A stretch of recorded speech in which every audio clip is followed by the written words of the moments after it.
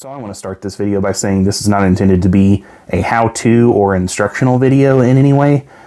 In fact, I will freely admit that I don't know what I'm doing in this case, and I'm just trying to learn by doing. And if you watch the video, you'll kind of follow along with my experience as well, and hopefully learn from my mistakes as I learn from my mistakes.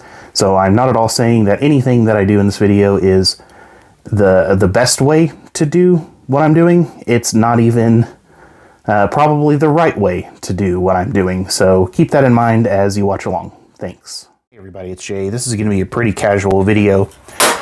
I just picked up some of these AK-74 so-called X-grade magazines from AIM Surplus. They were about 30 bucks a piece, and which honestly for Bakelite, Russian AK-74 Bakelite mags is pretty good. So these are chambered in 5.45 by 39. See, there's a little, we got some pitting and stuff on the floor plates. The feed lips are real chewed up but intact. I don't see any cracking. Really? They still feel pretty solid. So overall, I don't think for 30 bucks these were too bad. They are really filthy. So I thought I'd go ahead and tear them down and just see what the internals look like. The followers were actually pretty decently smooth for as filthy as they are. This one was the one that stuck the most. You can see I had a little more of a difficult time pushing that down. So that one's not great. I'm not a professional Bakelite magazine cleaner. I did look up about how to clean Bakelite in terms of things that are made out of Bakelite, like phones and guitars and such. Russian mags aren't even made of the same material, so I don't know how applicable that'll be. But I did try to do some research on how to clean these up. So I'm really kind of going at this mainly just kind of experimenting on how to do it, because usually I learn best by just doing. And with this magazine looking like it is, I don't feel like I'm going to ruin anything in the cleanup process. So we're going to try to learn this together. Maybe you can learn from my mistakes. And like I said, this is going to be a pretty casual video. Today has been a really bad allergy day for me. So I'm probably going to sound a little even breathier than normal because I'm having to talk and breathe through my mouth at the same time, which is always fun. But yeah, usually, often when the weather starts to change like this, I start having issues. And today is definitely no exception. Stuck a little bit there.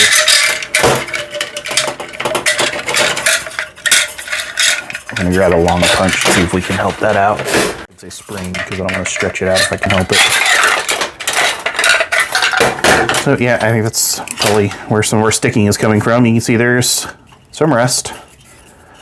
And I'll knock some of that off and oil it real good after I get it cleaned up.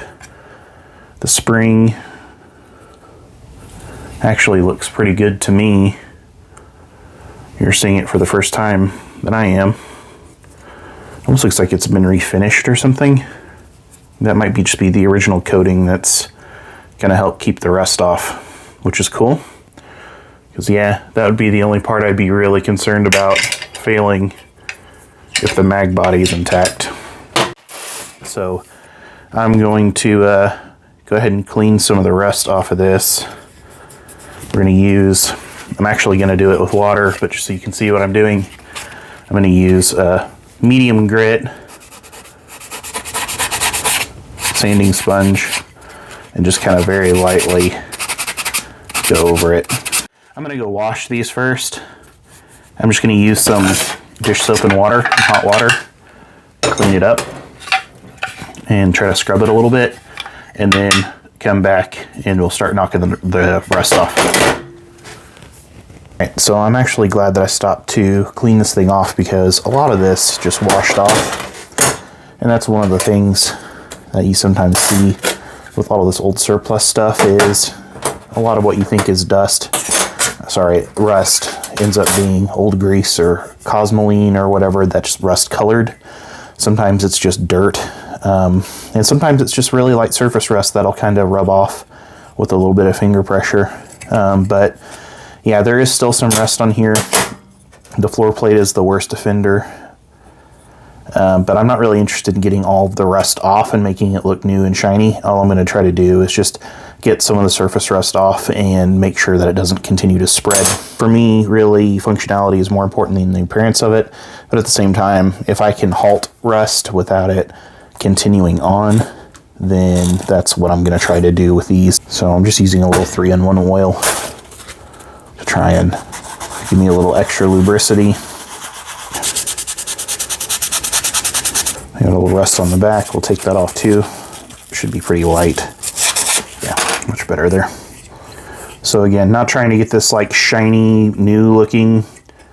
Just get it to where it's a little more usable.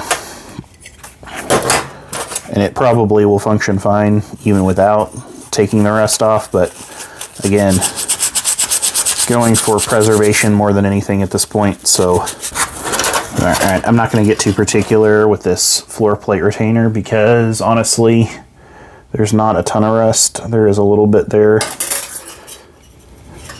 But I don't want to bend those tabs out and risk either breaking them off or bending them, not being able to bend them back in right. So we're just going to go ahead and oil it and leave it as is. Okay. So the next thing I'm going to do is I'm going to go ahead and take these parts back in and get that rust that we've sanded off washed off with just some more hot water and soap, dish soap, and then I'll set them out to dry and we'll start on the body. Just as I was about to start talking, I noticed a bunch of dirt still crammed into the nooks and crannies of this mag, so I went back and cleaned it with the head of an old toothbrush. And what I'm going to do here is go ahead and polish this with some flitz. That's one thing that I've read can work. I've used it on metal before, but I've never used it on synthetic. So this is the part that I'm wondering if it'll work or what I'm going to need to do exactly to make it work, or if I'm going to mess something up.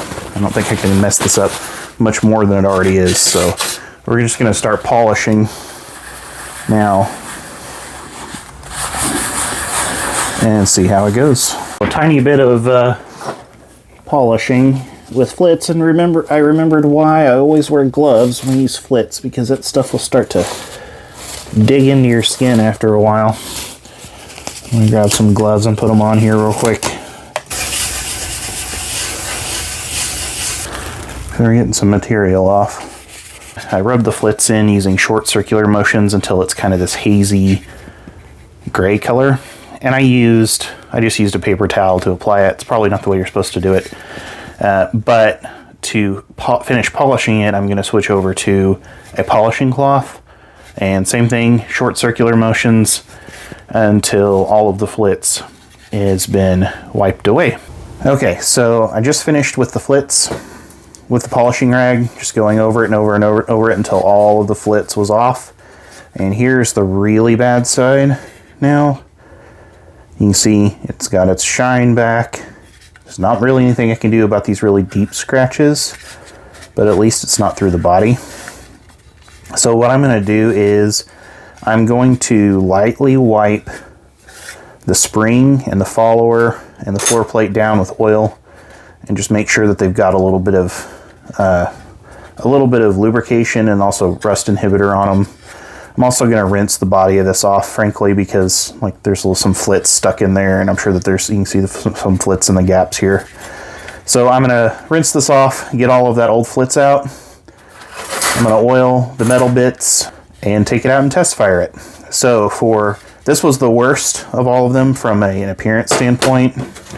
All I'm going to do with these, you can kind of see, this is actually, which one is the best looking of the batch? This was the best looking one. And you can even see how, I'm not going to say it looks crappy compared to the really good looking one, or to the really bad looking one originally, which was this one. But it definitely looks like it hadn't been cleaned up yet. So all I'm going to do with these two is tear them down and clean them out real good with soap and water.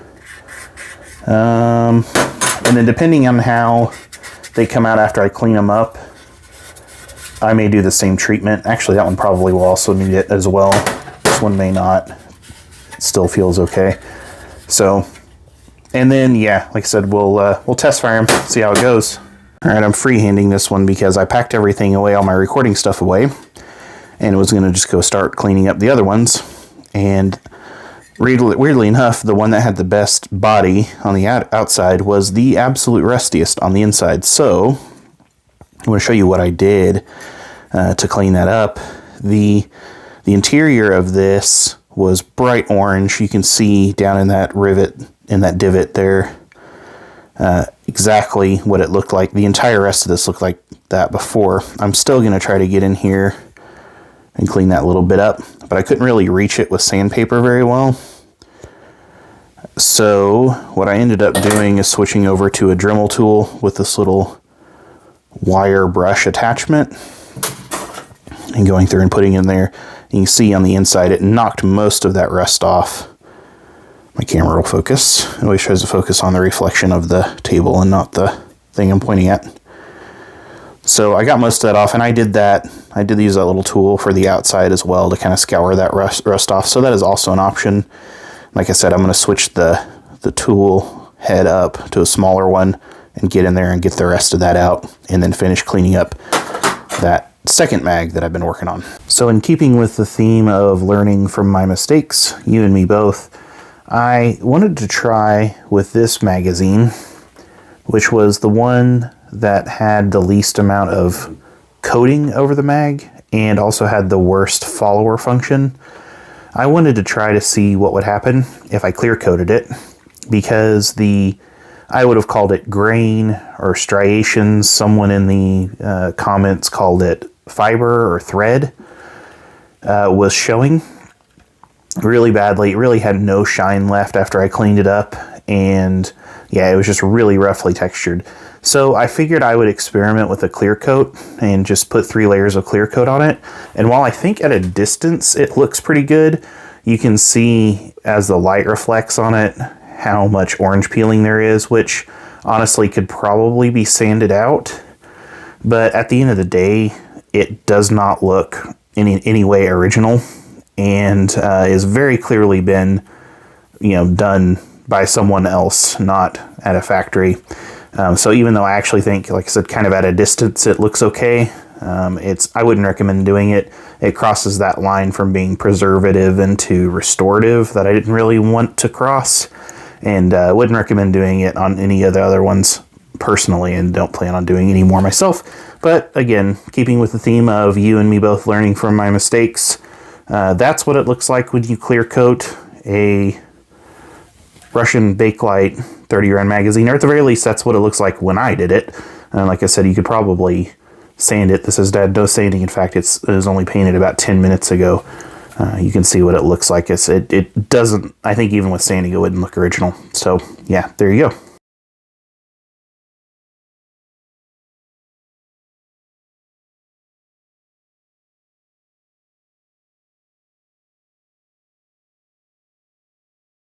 Alright, I'm going to put 10 rounds through each one of these mags. I'm not going to put a full 30 through each one just because of ammo shortage right now. I don't really want to mag dump 90 rounds because I can't replenish it. But I will have plenty of time to get some more range time with these later on. Next time we go out, I'll make sure to bring them and actually try them fully loaded. But this will just be a basic function test with 10 rounds. Make sure we don't have any feeding issues or anything like that. I'm shooting this out of my SLR 104 UR, which is a Russian, it's actually a Bulgarian clone of the Russian AK-74U. So this is the first mag that I did. This is the one that you saw me actually refurbish a little bit. I'm also going to take a few shots and make some side adjustments, so you'll see some pauses there.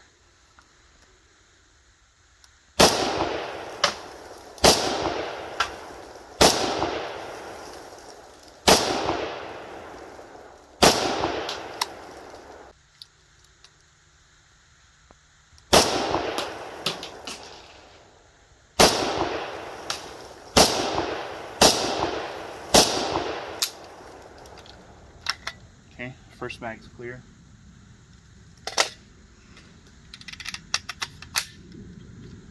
second mag. This is the one that I showed the 3 clear coat layers on.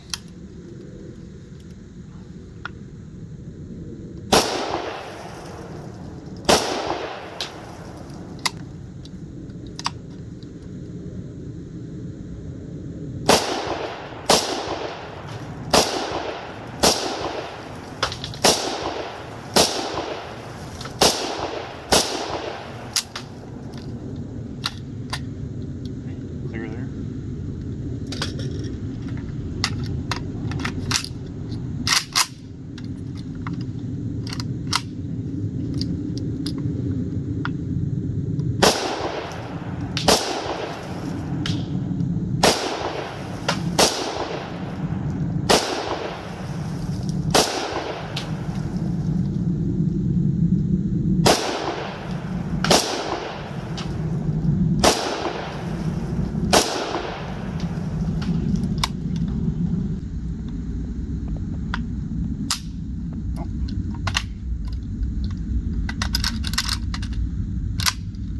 Clear there.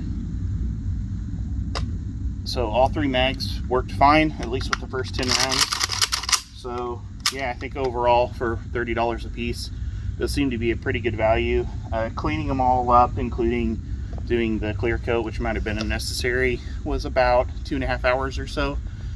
But considering that these mags in good, even to very good condition right now are going for about $90 to $100 a piece, I think the savings was worth it, because I ended up with 3 mags for the cost of basically 1, just with some elbow grease. So anyway, this is Jay.